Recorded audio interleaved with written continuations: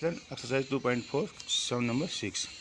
There is a narrow rectangular plot. एक छोटा सा आयताकार प्लॉट है रिजर्व फॉर स्कूल के लिए है इन मोहाली गांव. The length and breadth of the plot are in the ratio 11:4.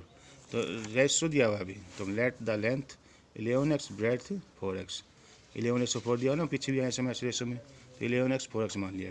फिर क्या कहता है, at the rate of 100 metre it will cost the village panchayat 75,000 to fence. ये प्लाट है ना, प्लाट, इसको फेंस किया है. क्या किया, इसको फेंस किया है. फेंस मतलब चारों तरफ भी, चारों तरफ मतलब पेरीमीटर. तो पेरीमीटर निकालिए इसका भी. ये पेरीमीटर क्या होता है, 2 into length plus breadth, length plus breadth 15 into 2 3x metre. अब अकॉर्डिंग टू क्वेश्चन 1 मीटर पे खर्चा 100 रुपये है. 1 मीटर पे खर्चा कितना है, 100 रुपये. तो 30x पे क्या हो जाएगा, इंटू में 100. तो टोटल खर्चा ये होगा, लेकिन लगा कितना है 75,000. तो 3000x is equal to 75,000. x क्या हो जाएगा 3000, इधर आके बटे में जाएगा, 0 से 0 कट गई 25. तो सो द लेंथ इज, क्योंकि x वैल्यू आ गई ना ये. अब लेंथ थी 11x, तो 11 इंटू 25. ब्रेड थी 4x, तो 4 इंटू 25. ये लेंथ और ब्रेड आ गई. ये क्या कहता है अपने को, रेशो जो है 11:4 दिया हुआ है, और बाढ़ करनी है चारों तरफ. बाढ़ 100 रुपये मीटर के हिसाब से खर्चा है 75,000 रुपये. 100 रुपये मीटर के हिसाब से खर्चा चारों तरफ का, मतलब पेरीमीटर भी. तो पेरीमीटर ने निकाला 30x. अब 1 मीटर में खर्चा 100 रुपये है, तो 30x पे क्या हो जाएगा, 30x इंटू 100 हो जाएगा ना. तो ये आ गया अभी, लेकिन है कितना इसके इक्वल, तो यहाँ से x की वैल्यू आ जाएगी. और 11x और 4x लेंथ और ब्रेड्थ आ गई ना, कर लोगे ना. तो नेक्स्ट समय Hassan buys 2 kinds of cloth materials for school uniform. Shirt material that cost Rs 50 per meter and trouser material that cost him Rs 90 per meter. In school dress के लिए कपड़ा लेके आता है भाई. शर्ट के लिए जो भाव और 50 रुपये मीटर का है, और ट्राउज़र के लिए जो भाव और 90 रुपये पर मीटर का है. For every 2 metre of the trouser material he buys 3 metre of the shirt. Trouser के लिए 2 मीटर और शर्ट के लिए 3 मीटर. तो 2:3 होगा ना. एक ट्राउज़र के लिए 2 मीटर और एक शर्ट के लिए 3 मीटर, तो 2:3 हो गया ना. तो let the material for trouser 2x, let the material for shirt 3x. अब 1 मीटर का कपड़ा कितना है, ट्राउज़र का भी 90, तो 90 इंटू 2x.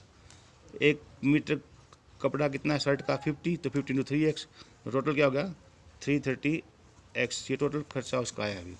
अब देखो शर्ट पे उसे प्रॉफिट होता है, देखो लिखा हुआ है, शर्ट पे प्रॉफिट होता है 12% और ट्राउज़र पे होता है 10%, और कुल मिला के बेचता है इतने के भी.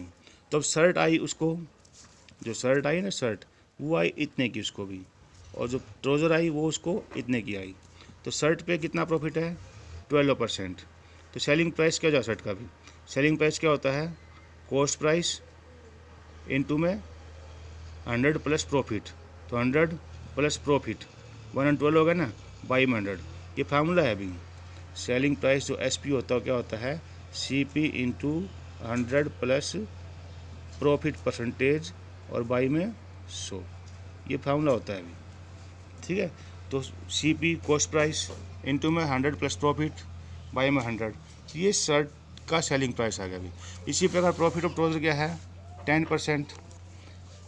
तो CP क्या, SP selling price of trouser क्या हो जाएगा अभी, CP इंटू में 100 प्लस 10, क्योंकि 10% प्रॉफिट है, बाय में 100, 0 से 0 कट गई भी. तो ये हो गया सेलिंग प्राइस ऑफ ट्राउज़र. तो टोटल सेलिंग प्राइस क्या हो गया शर्ट का प्लस में ट्राउज़र का, इतना होगा ना. लेकिन बिकी कितने की टोटल भी, अकॉर्डिंग टू क्वेश्चन इतने की बिकी है ना.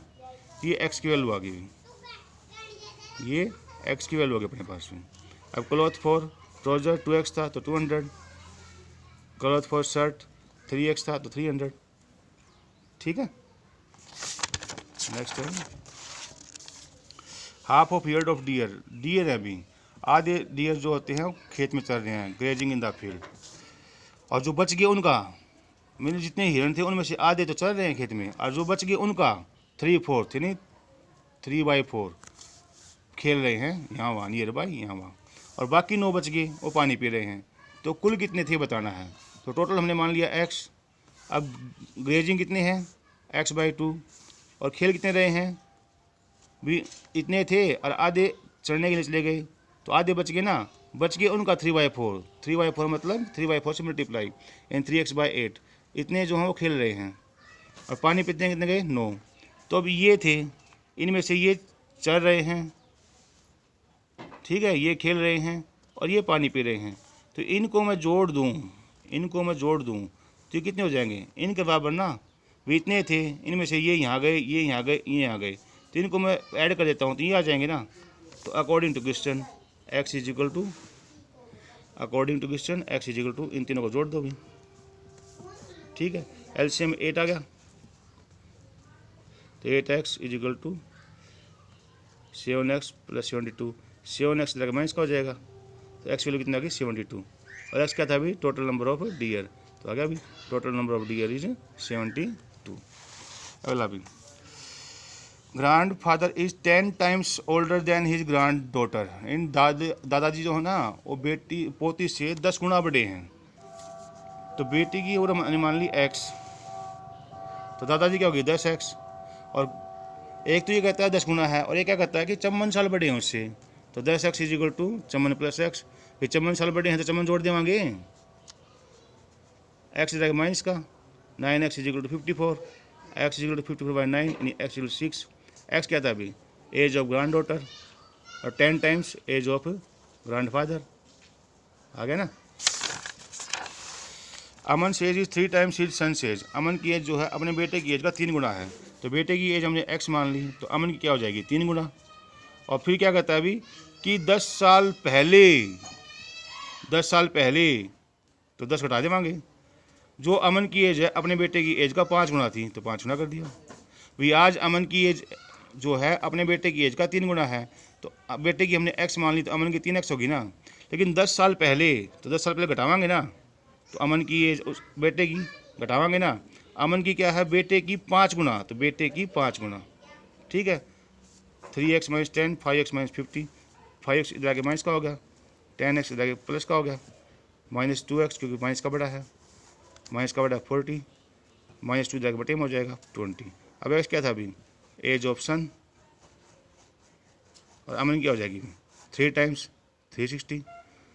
तो बस इक्वेशन के सॉल्व में क्या करना है, जो निकालना हो मानना है अभी, और जो क्वेश्चन की कंडीशन होती है ना कंडीशन लगा दो अभी, इक्वेशन बन जाएगी। इक्वेशन बनने के बाद तो पता है अभी आपको कैसे करना है, कि प्लस का माइनस, माइनस का प्लस, मल्टीप्लाई का डिवाइड, डिवाइड का मल्टीप्लाई, आंसर आ जाएगा, ठीक है।